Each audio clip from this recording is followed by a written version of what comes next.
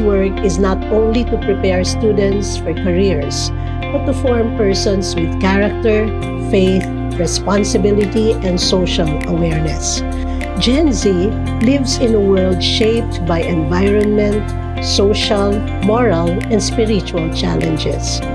This project matters because it helps the university understand how values can be formed, practiced, and sustained. The project begins with the goal of institutionalizing value-laden education towards sustainable lifestyle.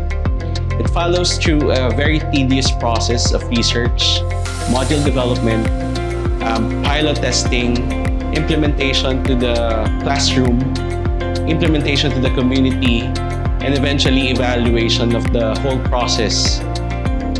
In the process of developing the modules, the faculty learned that the process of value-laden education doesn't focus only in the context of just doing lectures.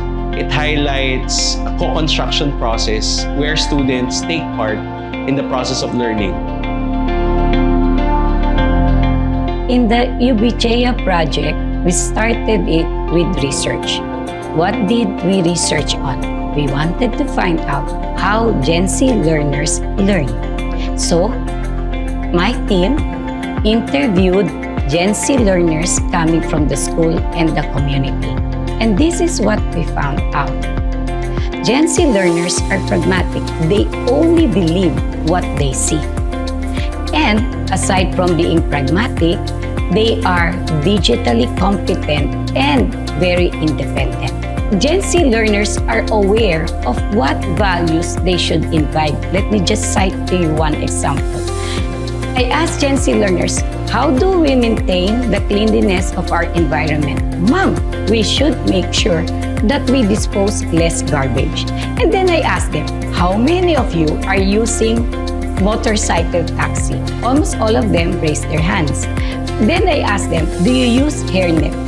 And what do you do with the hairnet? Mom, we just dispose it. So in other words, what does this tell us?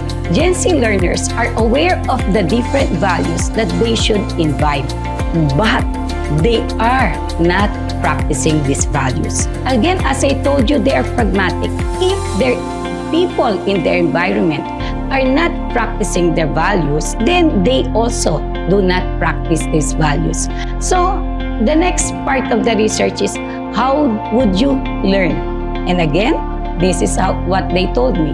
Mom, we learn by experiential learning. We do not learn by just sitting in the classroom. We have to experience the activity. We also learn by modeling. If we see the values among the teachers and parents and the community, then we will practice these values. And from the result of the research, we came up with teaching and learning strategies that would more or less encompass or embody the findings of the research. In essence, how do Gen Z learners learn? They are shaped by their environment. How did we go about it? We created modules.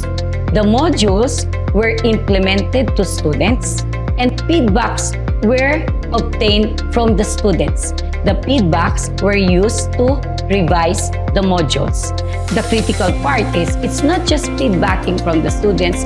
We also ask students to share with us their ideas. And then at the end, we all have an evaluation. Back again to the creation of modules. From here, the group came up with a template or a framework that would help us in crafting a teaching learning process that would integrate values in any subject or courses. The project is a proof that faith and values directly drive praxis. It revealed that concepts like environmental stewardship, responsible citizenship, and social responsibility aren't just secular buzzwords. They are the fruit of a faith rooted in truth.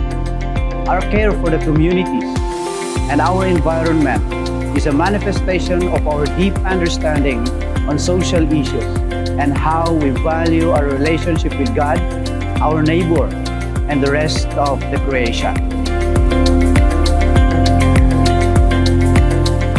This project changed the way I saw and experienced values education because it went from learning these lessons in the classroom, but also it's applied to how you can be a responsible citizen, how you can be socially responsible, how you are nurtured spiritually, and how you have to care about the environment. It didn't just have to be us that learned these values, but we also had to impart these lessons to other people. And that's the most important part of what I experienced in this project, because I was able to impart everything I learned to other youth. As I was a facilitator for responsible citizenship, it didn't just mean that I had to be a good nurse, but I also had to be a responsible citizen who could serve as a role model to other people. So it didn't just have to be my peers, but it could also have been my patients that I handled in the hospital, my patients that I handled in the community. I brought that value of responsible citizenship to everywhere I went. There's no use in being a good nurse if you aren't socially responsible or you don't care for the environment. So this is what I believe in. I'm very proud of the conclusion of this project. We didn't just build the project. We created a space for young people to speak, reflect, and participate.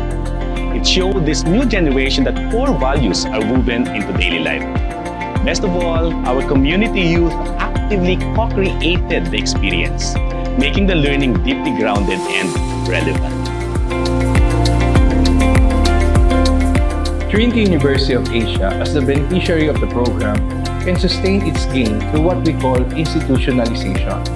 This may be achieved in several ways, such as strengthening faculty development programs, expanding community partnerships, and most importantly, integrating the program principle in the curricula of the different academic offerings of the institution. The main goal is to make values formation an integral part of the university's academic and co-curricular activities. The conclusion of the program should not be seen as its end, but rather as the beginning of maximizing and sustaining the benefits that have been gained through its implementation. Whole person education means forming students who are competent, reflective, spiritually grounded, and ready to serve. This project shows that education becomes meaningful when knowledge, values, and action come together. TUA forms graduates who can care for people, communities, and creation.